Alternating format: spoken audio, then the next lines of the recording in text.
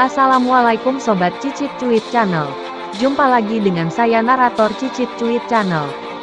Kali ini kita akan membahas tentang Syekhul Islam atau pemimpinnya umat Islam yang bernama Syekhul Ibnu Taimiyah. Seorang ilmuwan muslim di bidang analogi, bahasa, hadis, matematika, tafsir, dan tauhid. Nama lengkap beliau adalah Abul Abbas Taqiyuddin Ahmad bin Abdul Halim bin Abdus Salam bin Abdullah bin Taimiyah Al-Harani. Lahir tanggal 10 Rabiul Awal 661 Hijriyah atau tanggal 22 Januari tahun 1263 Masehi. Wafat tanggal 22 Zulqa'dah 728 Hijriyah atau tanggal 26 September tahun 1328 Masehi. Ibnu Taimiyah adalah seorang pemikir dan ulama Islam dari Harran, Turki. Meninggal pada tanggal 20 Zulqa'dah 728 Hijriyah atau tanggal 26 September tahun 1328 sampai tahun 1263 Masehi. Umur antara 66 atau 65 tahun. Damaskus, Suriah. Zaman akhir puncak abad pertengahan atau krisis abad pertengahan akhir denominasi Sunni Mazhab Hanbali alma mater Madrasah Darul Hadits As-Sukariyah pemimpin muslim. Ibnu Taimiyah berpendapat bahwa 3 generasi awal Islam, yaitu Nabi Islam Muhammad dan sahabat Nabi. Kemudian tabi'in yaitu generasi yang mengenal langsung para sahabat Nabi. Dan tabi'ut tabi'in yaitu generasi yang mengenal langsung para tabi'in. Adalah contoh yang terbaik untuk kehidupan Islam. Ia dikaruniai kemampuan mudah hafal dan sukar lupa. Hingga dalam usia muda, ia telah hafal Al-Quran.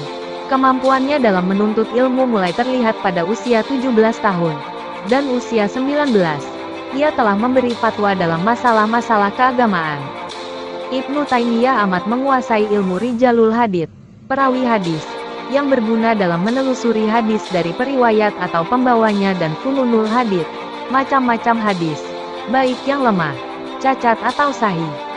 Ia memahami semua hadis yang termuat dalam Kutubus Sittah dan Al-Musnad. Dalam mengemukakan ayat-ayat sebagai hujah, dalil, ia memiliki kehebatan yang luar biasa, sehingga mampu mengemukakan kesalahan dan kelemahan para mufasir atau ahli tafsir. Tiap malam ia menulis tafsir, fikih, ilmu, usul sambil mengomentari para filsuf. Sehari semalam ia mampu menulis 4 buah kurosah, buku kecil, yang memuat berbagai pendapatnya dalam bidang syariat.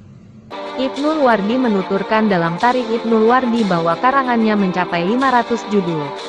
Karya-karyanya yang terkenal adalah Majmu' Fatawa yang berisi masalah fatwa-fatwa dalam agama Islam. Wafatnya, Ibnu Taimiyah meninggal di penjara kala Dimasyik disaksikan oleh salah seorang muridnya Ibnul Qayyim. Ketika dia sedang membaca Al-Quran surah Al-Qamar yang berbunyi, Innal muttaqina fi jannatin wa naharin. Ia berada di penjara ini selama 2 tahun 3 bulan dan beberapa hari, mengalami sakit 20 hari lebih. Pada masa tuanya, dia menulis banyak kitab sekaligus mengisi waktunya. Dia dipenjara karena berseberangan dengan pemerintah di zamannya. Sewaktu menulis, dia sering juga saling bersurat-suratan kepada kawan-kawan. Akhirnya, pihak pemerintah merampas semua peralatan tulisnya, tinta, dan kertas-kertas dari tangan dia. Namun, dia tidak pernah patah arang. Dia banyak berdakwah dengan menulis surat kepada kawan-kawan, dan teman-temannya memakai arang. Sehingga, dengan terang, dia berkata, orang yang dipenjara adalah orang yang dipenjara harinya dari Rabb-nya. Sedang, orang yang tertawan adalah orang yang ditawan oleh hawa nafsunya. Ia wafat pada tanggal 22 Zulqa'dah 728 Hijriyah atau tanggal 26 September tahun 1328 Masehi. Dan dikuburkan pada waktu Asyar di samping kuburan saudaranya, Syekh Jamal Al-Islam Syarafuddin. Jenazahnya disalatkan di Masjid Jami Bani Umayyah sesudah salat zuhur dihadiri para pejabat pemerintah, ulama, tentara serta para penduduk. Pada saat itu, tidak ada seorang pun yang tak hadir melayat kecuali ada yang berhalangan. Para wanita yang berjumlah kira-kira 15.000 orang juga datang melayat. Ini belum termasuk suara isakan tangis dan doa yang terdengar di atas rumah-rumah sepanjang jalan menuju makam. Sementara lelaki yang hadir diperkirakan 60.000 bahkan sampai 100.000 pelayat menurut kesaksian Ibnu Katsir. Demikianlah Sobat Cicit Cuit channel biografi tentang Syekhul Islam Ibnu Taimiyah. Semoga bermanfaat. Sampai berjumpa di tema berikutnya. Wassalamualaikum warahmatullahi wabarakatuh.